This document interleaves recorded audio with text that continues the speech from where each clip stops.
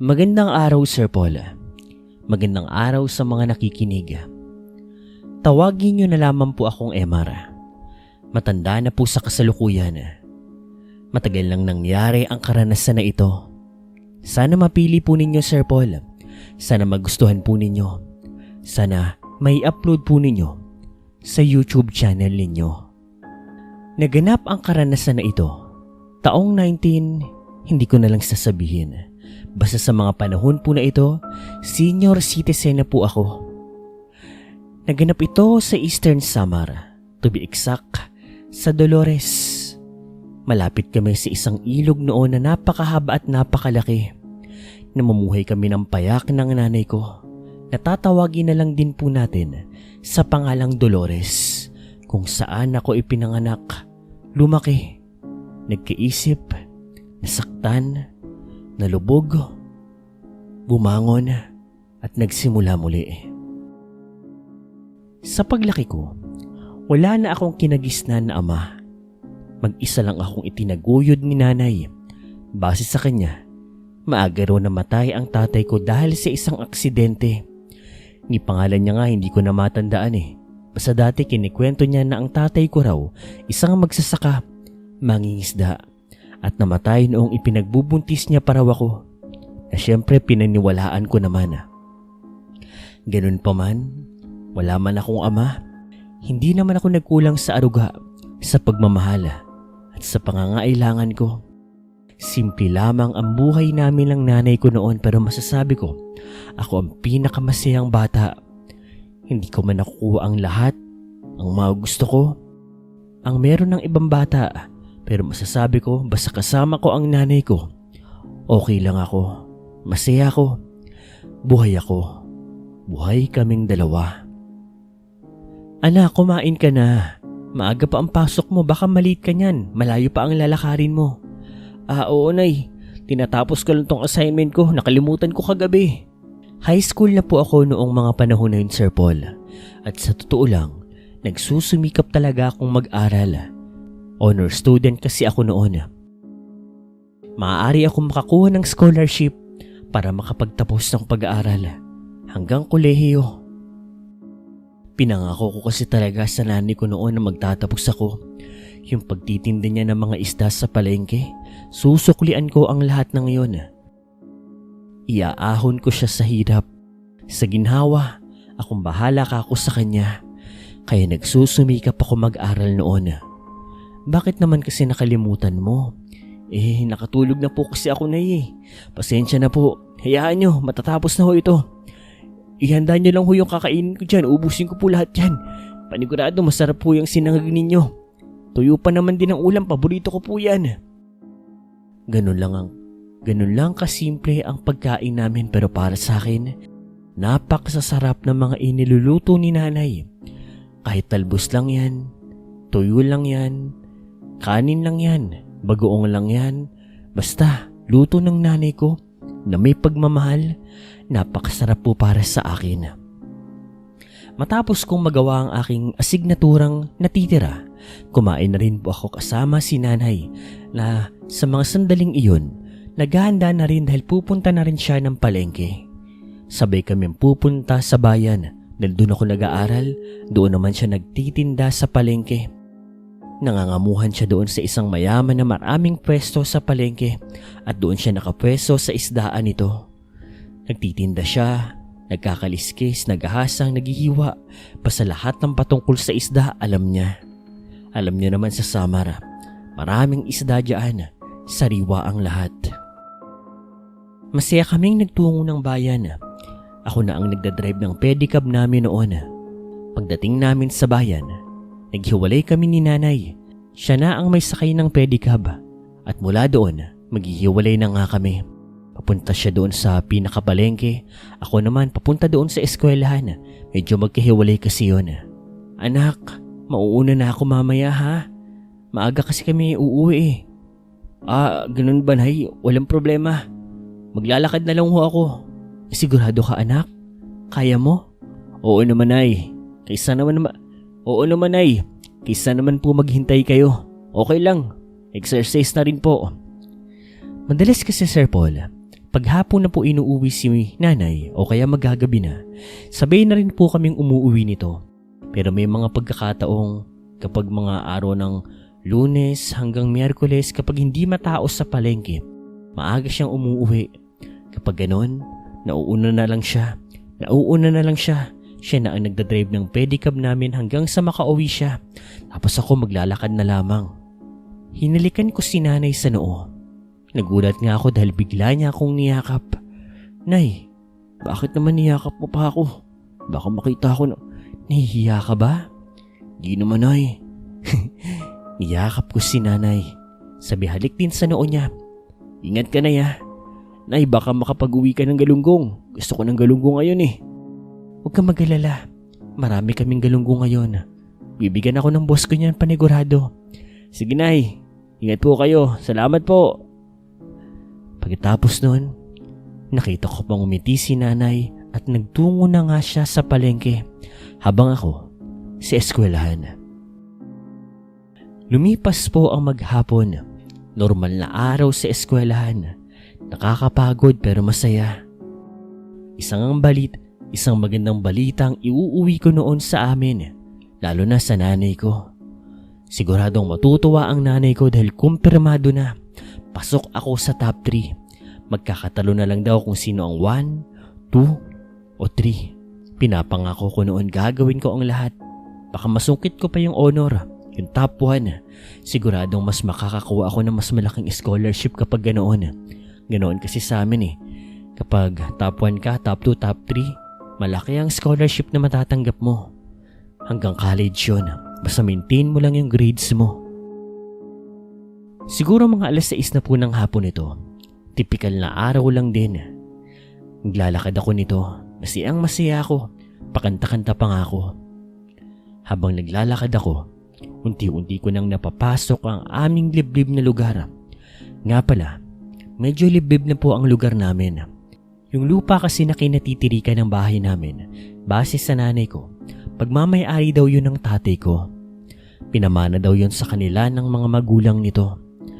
Sayang naman daw kung lilipat kami o kaya naman ibebenta. Kaya doon na lang kami nagtsatsaga kahit malayo sa bayan. Ako naman, gusto ko nga din doon eh.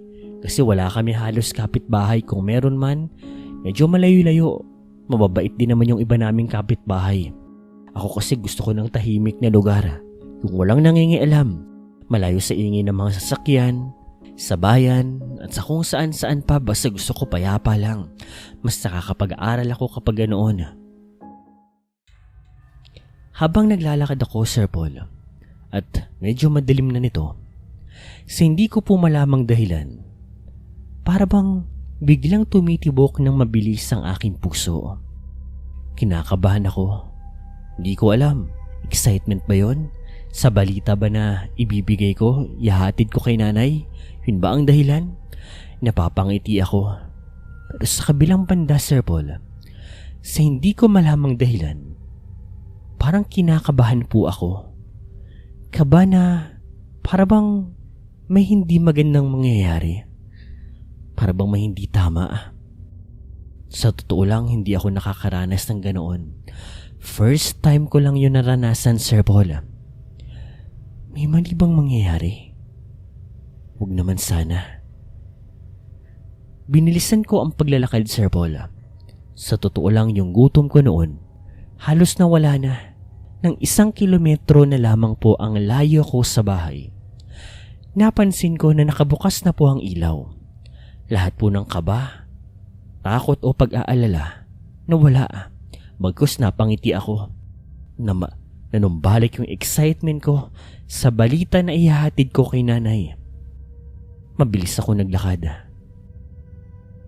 Maya-maya, nang makarating na ako doon sa may bakuran namin, may napansin akong kakaiba. Parang gulo-gulo yung ilan sa mga gamit namin. Doon sa labas, yung upuan tsaka lamesa parang tumba-tumba. Anong nangyari? Bukas yung pintuan. Bukas din yung bintana. Nay, nandito na ako, Nay. May maganda akong balita na ihahatid. Walang sumagot. Medyo nagtaka ko kasi kapag ganoon, sinasalubong na ako ni nanay. o kaya naman sisigaw siya kapag nagluluto. Pero walang sagot. Wala rin akong naamoy na mabangong sinaing o kaya naman pinritong galunggong. Kadalasan kasi kapag mga ganoong oras, lalo na kapag si Nanay ang nauuna sa bahay namin, kadalasan nagluluto na siya sa mga sandaling iyon o kaya naman nakaluto na at maaamoy mo na talaga ang mga ulam at kanin kapag nakatungtong ka na doon sa may bakuran. Pero sa mga sandaling yun, kagaya ng sabi ko, wala. Mabilis akong pumasok sa loob ng bahay namin at nagulat ako dahil yung gamit namin doon sa loob, mas lalong nagkagulo lahat-lahat. Tapos may narinig akong parang ngumangasab. Parang may kumakain. Para pang sarap na sarap ito. Parang isang malaking nilalang na kumakain ng kung ano. Tapos nakarinig din ako ng ungol. Maya-maya, sa paglalakad ko doon sa kwarto ni Nanay, nagulat ako sa eksenang nakita ko. Si Nanay, nasa may sahig, duguan, maraming sugat, dilat ang mata, at sa ibabaw niya, may nakapatong na isang tao. Mabalahibo, pangit ang itsura, parang halimaw. Ang mga mata niya ay pulang-pula. Nagkalat ang dugo sa kanyang bibig. Ang bibig niya may mahahaba at matutulis na ngipin, habang ang kanyang kamay malalaki. Mahahaba ang mga daliri na may mga kuko. Isang aswang. Umalis ka na, anak. Emar. Narinig kong bumulong si Nanay. Binubulong niya na umalis daw ako. Tumakbo na daw ako. Samantala, yung aswang nakasalukuyang kumakain kay Nanay. Tumingin sa akin. Ngumiti ng nakakaloko, parang nang aasar. Ang sarap ng nanay mo. Masarap. Hayop ka! Hayop ka! Nandilim ang paningin ko, Sir Paul. Di ko alam kung anong nadampot ko. Basta sumugod ako kay Nanay. Kaso, Sir Paul, nawala na lang din ako ng malay nang makaramdam ng masakit na kung ano sa dibdib ko. Kinalmot niya ako, Sir Paul. Huli na. Nang makakilos ako dahil nagpagulong-gulong ako. Ang huling naaalala ko na lang, Sir Paul, gumapang ako papunta kay Nanay. Nakita ko yung nilalang nang ngumiti. Nakatingin sa amin. Nakapatong siya doon sa bintana ng kwarto.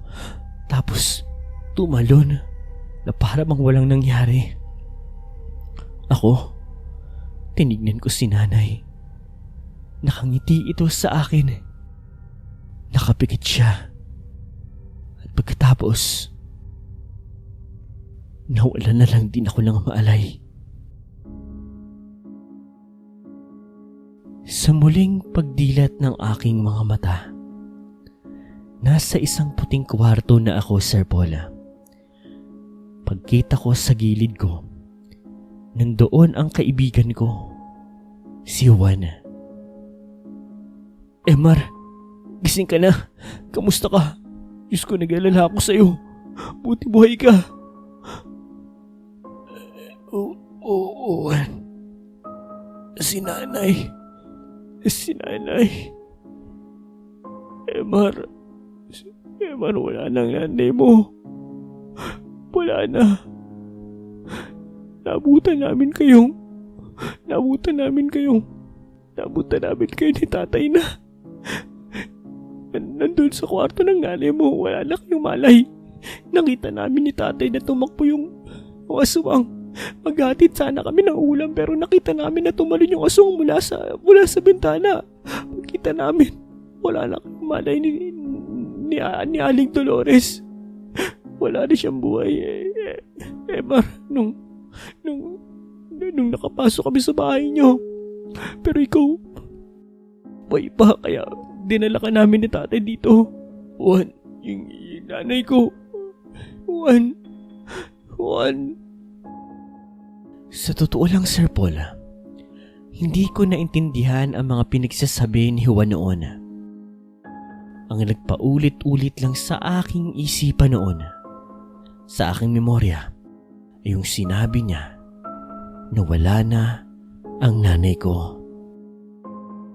Isang aswang ang pumatay sa kanya. Napag-alaman ko, Sir Paul, na 3 araw pala akong walang malay doon sa ospital. Doon lang din po sa May Dolores, maliit na klinika lang po ito. May malaking kalmot daw sa aking dibdib at may mga pinsala daw akong natamo, baling buto, lamog na mga laman at kung ano-ano pa. Matindi raw ang sinapit ko sa aswang. Samantala, Sir Paul, tinulungan naman po ako ng mga kabaryo ko. Sila na pong nag-asikaso sa labi po ng nanay ko. At sa pag-uwi ko nga sa amin, nakaburol na po ang nanay ko. Sa totoo lang, ayaw pa nga akong palabasin ng mga doktor at ng mga nurses doon sa klinika na yon. Pero ang sabi ko, huling beses ko na makikita ang nanay ko kaya pinagbigyan nila ako. Hirap na hirap pa nga akong tumayo noon. At yung sugat ko, nagdudugo pa nga sa dibdib ko. Malaking kalmot yun. Pero tiniis ko ang lahat ng iyon para sa huling pagkakataon na makakasama ko ang nanay ko. Naging mahirap para sa akin tanggapin ang lahat, Sir Paul. Pero tinatagan ko ang loob ko dahil pinalaki akong ganoon ng nanay ko at alam kong ayaw niya akong maging ganoon. Pagagalitan niya ako kapag nagmukbuk ako, naging duwag ako. Hinarap ko ang lahat ng iyon. Umiiyak, pero matapang. Sa huling gabi ng lamay ni nanay, maraming tao ang nakilamay. Ang nagbigay ng tulong, ang nagbigay ng pakikiramay. Marami kasing kaibigan ang nanay ko. Mga suki niya sa palengke, mga kabaryo namin, at kung sino-sino pa. Pero isang lalaki ang pumukaw sa atensyon ko. 3:00 ng madaling araw. Abala ang lahat sa pag-aasikaso sa libing ng nanay ko samantalang ako noon nakatulala lang sa harap ng ataon ng nanay ko. Mabuti na nga lang talaga, marami akong katulong sa lamay ng nanay ko. Kaya kahit ganoon ako, okay lang. Isang matanda po na lalaki ang nandoon sa harapan ng ataol ng nanay ko. Nakasuot siya ng itim na kapote. Maulan kasi nung madaling araw na iyon. Nakatitig lang siya doon sa nanay ko. Ako naman, hindi ko siya pinapansin noong una. Ngunit maya-maya, umupo siya sa tabi ko. Ikaw ba si Emar? Lumingon ako sa kanya. Nakita ko siya. Isang matanda na siguro senior citizen na. Pero halata si itsura niya na kondisyon ng kanyang pangangatawan. Para bang sariwa pang kanyang itsura. Maskulado kasi ang kanyang mga katawan. Tapos alam mo yung itsura niya. Yung para bang ang presko-presko niya. Oo. Ako nga ho. Ikaw pala ang ipinaglaban niya. Tagal na rin palang panahon. Babalik at babalik pa rin talaga. Hindi ko ho kayo maintindihan anong ibig niyo sabihin. Pinatay ng aswang ang nanay mo. Tama ako. Oo. Gusto mo magiganti? Napabaling ako ng lingon muli sa kanya. At sa pagkakataon na ito, nakalingon na siya ng diretso sa akin. Anong ibig niyo sabihin? Gusto mong patayin ang aswang na pumatay sa nanay mo at malaman ang katotohanan sa pagkatao mo. Pagkatapos ng libing, magpunta ka dito sa lugar na ito. May binigay pong papel sa akin ang matanda na iyon. Pagkatapos tumayo siya, tumalikod, Naglakad, sinuot ang kapote at sinuong ang malakas na ulan. Ako naman hindi ako nakatayo, hindi nakatugon, hindi nakakilos, takang-taka. Pero sa mga kamay ko, binuklat ko ang papel na iyon. May mga nakasulat, may mapa.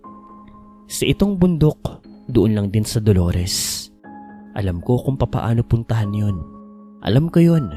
Naikwento na sa akin ng nanay ko yun na dati raw, nakapunta na raw siya doon, kasama ang tatay ko. Medyo nawirduhan at naguluhan ako sa kwento ng matanda. Sa totoo lang, ilan lang kasi ang nakakaalam sa tunay na kamatayan ng nanay ko. Ang alam ng iba, halos ng karamihan, inatake kami ng kawatan, ng rebelde o magnanakaw. Pero yung ilan sa mga kakalose namin, kabilang na si Juan, pati ng tatay niya at ilan sa mga malapit na kabaryo namin, alam nilang aswang ang pumatay sa nanay ko, na mas minabuti naming hindi na lang sabihin sa lahat. Mahirap na. Sa libing ng nanay ko, halos mabaliw-baliw ako. Ilang ulit kong tinatanong sa ataol niya sa katawan niyan, ano ba ang sinasabi ng matanda? Hanggang sa ilagay sa hukay ang nanay ko, sobra akong umiiyak na sasaktan. Pero sa kabilang banda, bigla ko nakaramdam ng galit at nabuhay sa damdamin ko ang isang desisyon na gusto kong gumanti. Gusto kong bigyan ng katarungan ang pagkamatay niya. Kinabukasan, Sir Paul, malakas pa rin po ang buhos ng ulan. May bagyo kasi noong mga panahon na iyon, pero hindi yun nagpahinto sa akin para alamin ang katotohanan. Para alamin kung ano nga ba ang sinasabi ng matandang yun. Pinuntahan ko ang lugar na iyon na sinasabi sa mapa. Halos kalahating araw ko nga yung pinuntahan. Nakarating ako doon halos maghahapon na. Sa itaas ng bundok, may malaking bakuran doon at sa gitna ng bakuran, may nakatirik doon na isang bahay. At doon sa bahay, sa loob, nakita ko yung matandang lalaki na itatago na lang po natin sa pangalang Mang Kadyo. Nagkakape siya noong mga sandali na iyon at para bang inaasahan na ang pagdating ko. Emar, handa ka na bang malaman ang katotohanan? Opo. Ano po bang ibig niyo sabihin? Totoo rin po bang tutulungan niyo ako magiganti doon sa aswang na yon? Bago ang lahat, ako si Kadyo. Isa akong albularyo dito sa Dolores, Samar, na dating nakakrus ng landas ng nanay at tatay mo. Lahat ng sasabihin ko ay katotohanan. Nasa sayo na kung papaano mo tatanggapin. Sa totoo niyan, ayaw sabihin ng nanay mo ang katotohanan na ito. Pero dahil naawa ako sa iyo, sa sinapit ng nanay mo, at para malaman mo rin ang katotohanan, narito ako. Nasa sayo na lang iyon kung tatanggapin mo. Hindi ako sumagot. Hindi ako tumugon. Tumingin lang ako sa kanya. Ipinagtimpla ko ng mainit na kape ni Mang Kadyo. Pinahiram din niya ako ng damit kasi basang-basa ako noon. Tapos, nagsimula na siyang magkwento habang bumubuhos ang malakas na ulan. 16 na taon na ang nakakaraan. Isa ka palang sanggol noon. Dumating sa bahay ko ang nanay mo at ang tatay mo. Emar, ang nanay mo ay isang aswang at ang tatay mo isang tao. Hindi ako nakapagsalita. Hindi ako makapaniwala. Biglang-bigla ako, Sir Paul. Anong ibig niyang sabihin? Ako? Nanay ko? Aswang? Anong... Hindi ka tunay na anak ng mga magulang mo. bagkos ay inampon ka nila. Sa totoo lang, aksidente lang din ang pagkakaampon sa iyo. Dahil sa totoo lang, napakagrabe ng kanilang nakaraan. Ang nanay at tatay mo ay nagkaroon ng lihim na pagmamahalan. Dahil ang tatay mo ay kagaya ng sabi ko, nagmula sa normal na mga tao, habang ang nanay mo naman nagmula sa isang malakas at makapangyarihang angkan ng mga aswang. Nung mga panahon na iyon, dalaga pa lamang ang nanay mo at ipapakasal na siya sa isang makapangyarihan din na aswang. Ibang angkan ito. Ikakasal na sana ang nanay mo sa isa pang aswang. At sa katunayan, sa ritual na iyon, dapat ay kasama ka dahil ikaw ang alay. Ikaw ang kakainin ng mag-asawa o ikakasal na aswang. Kaso, doon na umeksena ang ama mo. Humingi siya ng tulong sa aming mga albularyo. Sinugod namin ang baryo ng mga aswang kung saan kasalukuyang nagaganap ang kasalan. Kung kailan ka sana kakainin ng nanay mo at ng aswang na iyon.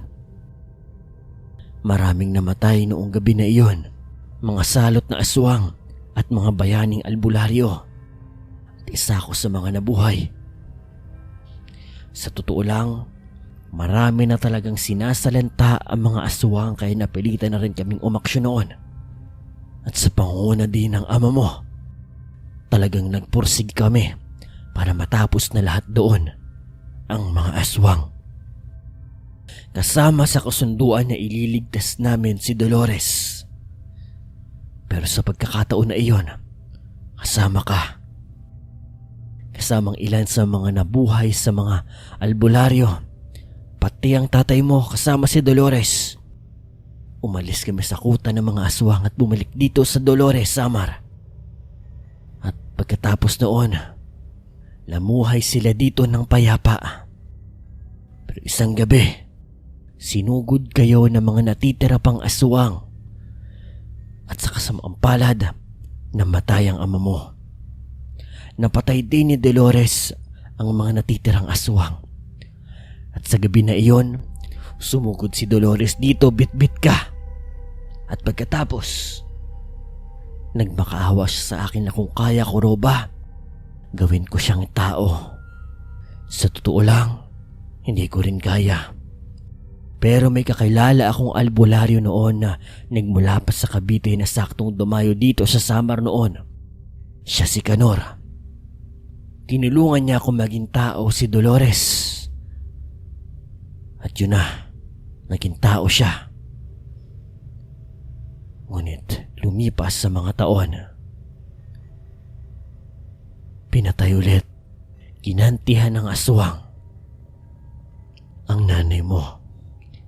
Pinatay ng aswang ang nanay mo. Hindi ko alam kung kalahi ba ng nanay mo dati ang aswang na yon o isang aswang lang na naiiba. Pero naaamoy ko, sigurado ako, nandito pa rin siya sa Dolores para mag-asik ng lagim. At ngayon, bibigyan kita ng pagkakataon para maipagiganti ang nanay mo. Sir Paul, hindi po ako makapaniwala. Biglang-bigla ako sa mga revelasyon na nalaman ko. Ang lahat ng mga sinabi sa akin ng nanay ko ay walang katotohanan. Hindi ko siya tunay na ina. Ang tatay ko hindi rin. Dati rin siyang aswang. Pero, Sir Paul, sa kabilang banda, mas nanaig ang pagmamahal ko para sa nanay ko. Dahil dapat mas mahalin ko siya dahil sa mga nangyari. Isa siyang aswang, hindi niya ako kadugo. Pero pinili niya akong iligtas, mahalin at ituring na sariling anak. Ipaglaban sa huling hininga niya. Sir Paul, tulungan niyo po ako, Mang Kadyo. Tulungan niyo po ako. Ipaghihiganti ko po ang nanay ko. Mula po ng araw na iyon, Sir Paul, ay nagsimula ang pagsasanay ko bilang isang albularyo.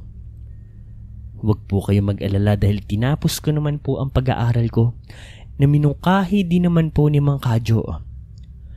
Kagaya ng pangako ko sa nanay ko, nakapagtapos po ako, top 1. Umakit ako na nag-iisa, may ngiti, pero may galit sa entablado.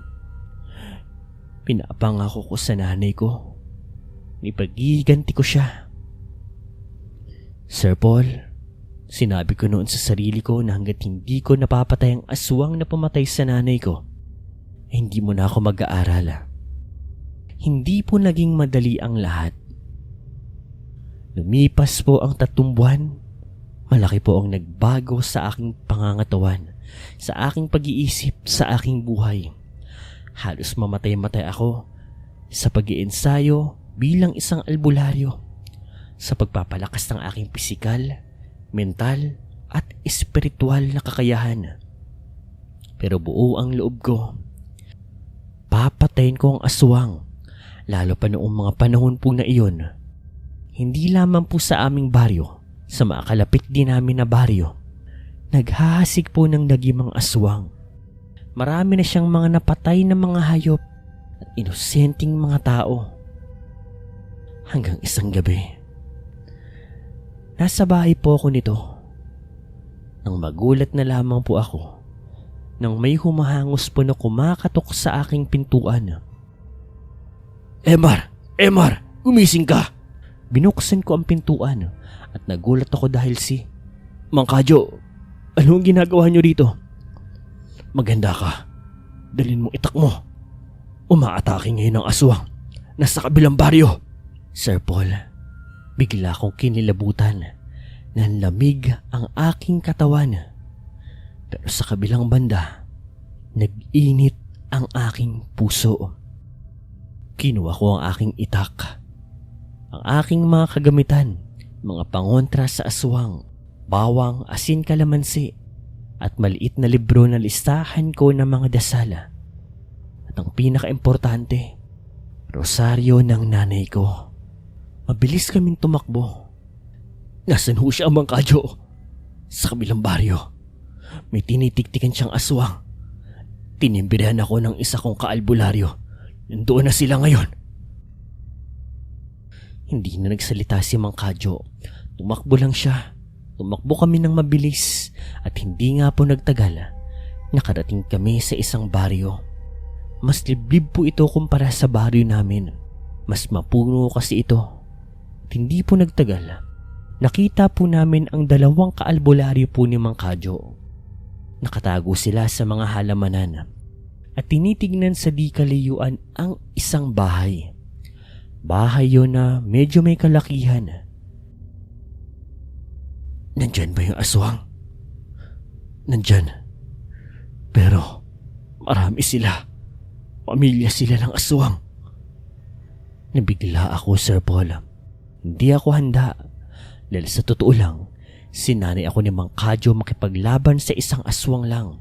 Hindi sa maramihan pero buti na lang din, 4 kami. Nandyan ba sila sa loob? Nandyan. Ilan sila? 4. Sakto. 4. Tig-iisa tayo. Emar, alam mo na siguro kung sino ang sayo. Kami nang bahala lang sa amin. Hindi ako tumugon. Bagkus, hinawakan ko lamang ang aking itak. Binuhusan ko ng holy water ang aking itak. Sabi nagdasal din ako ng ritual. Pampalakas at pampabilis at pampalakas na rin ng loob. Dahan-dahan kaming naglalakad ng mga albularyo at habang papalapit kami, nararamdaman ko na rin ang presensya ng mga aswang sa loob ng bahay. Tapos, naamoy ko na rin yung masangsang na amoy. Malangsam mabaho o may bulok na laman. Bulok na laman ng tao. Kumpirmado, doon nga naglulungga ang mga aswang. Maya-maya, Sir Paul, sumenyas yung isang albularyo. Palibutan daw namin ang bahay. Tapos sa hudyat daw niya, aatake raw kami. Magbabato raw siya ng gasera para masindihan daw po yung bahay. Tumango naman kaming lahat. Maya-maya ay nakapwesto na kami, Sir Paul. At hindi po nagtagal, binato na nga po ng albularyo ang gaserang nakasindi at sa isang iglap, sumabog ito at kumalat ang apoy. Sigawan ang mga aswang. Nagsigawan ang mga aswang, Sir Paul. At sa isang iglap, naglabasan po sila. At pare-parehas po sila na tinamaan ng apoy. Kumalat pa ang mga ito sa kanila kasi mababalahibo sila eh. Samantala, sinamantala namin ang pagkakataon. Hinanap ko agad yung aswang na pumatay sa nanay ko. Yung pangatlo sa lumabas, siya yun. Nagkatamaan kami ng mga mata. Biglang-bigla siya, gulat na gulat siya. Samantalang ako naman, binilisan ko ang aking pagtakbo. Karipas ako sa kanya, dala-dala ang aking itak. Papatayin kita! Papatayin kita! Sir Paul, nagpagulong-gulong yung aswang. Pinatay niya ang apoy na kumakalat sa kanyang katawan. Nalapnos nga ang balat niya pero parang hindi niya to iniinda. Sunod-sunod na pagtaga ang ginawa ko. Pero mabilis po siyang nakakailag. Kilala kita. Ikaw yung anak ng pinatay ko na babae na dating aswang. Aba, albularyo ka na? Magagaya ka lang sa nanay mo. Papatayin din kita. Nagsama ka pa ng mga aswot. Ayop ka! Ayop ka! Sir Paul, wala akong awa na ipinakita. Tuloy-tuloy ang aking paghambalos ng itak. Sa totoo, wala akong hingal at pagod na nararamdaman. Tuloy-tuloy lang ako, Sir Paul. Taga dito, taga doon. Hanggang sa maya-maya, samantalang siya, umaatake rin po, Sir Paul. Kalmot, sipa, kagat. Pero sa pagkakataon na iyon, mabagal siya, Sir Paul.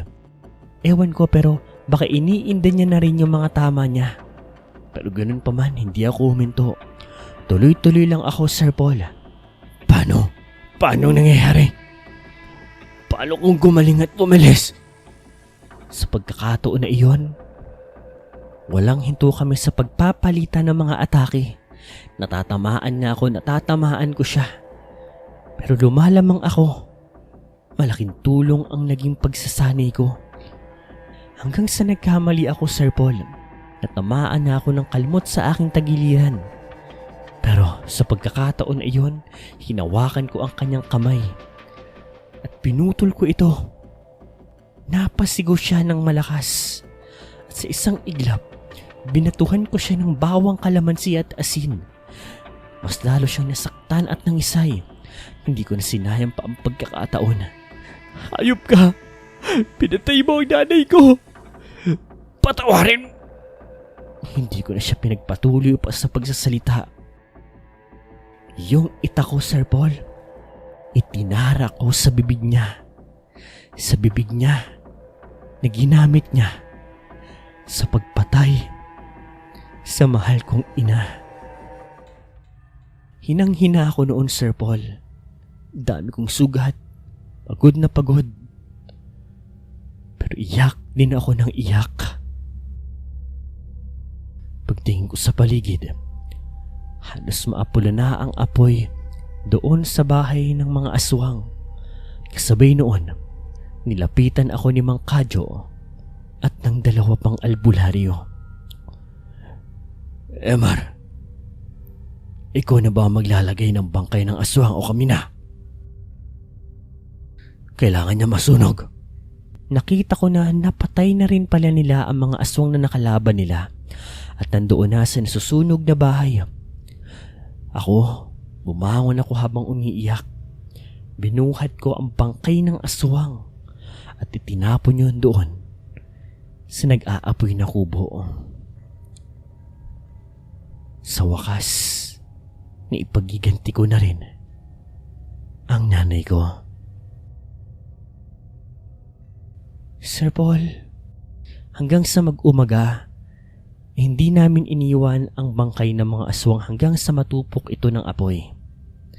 Pagkatapos nun, uwi na rin kami. Sa totoo lang, napakagaan ang pakiramdam ko noon, pero sa kabilang banda, napakasakit pa rin sa akin. Mang Kadyo, maraming salamat po. Walang anuman. Naging mabait na aswang ang nanay mo. Ganon din ang tatay mo. Mga bayani sila. Karapat dapat silang tulungan. Lalo pa ikaw na anak nila. Sir Paul, yun na po ang huling beses na nakita ko si Mang Kadyo.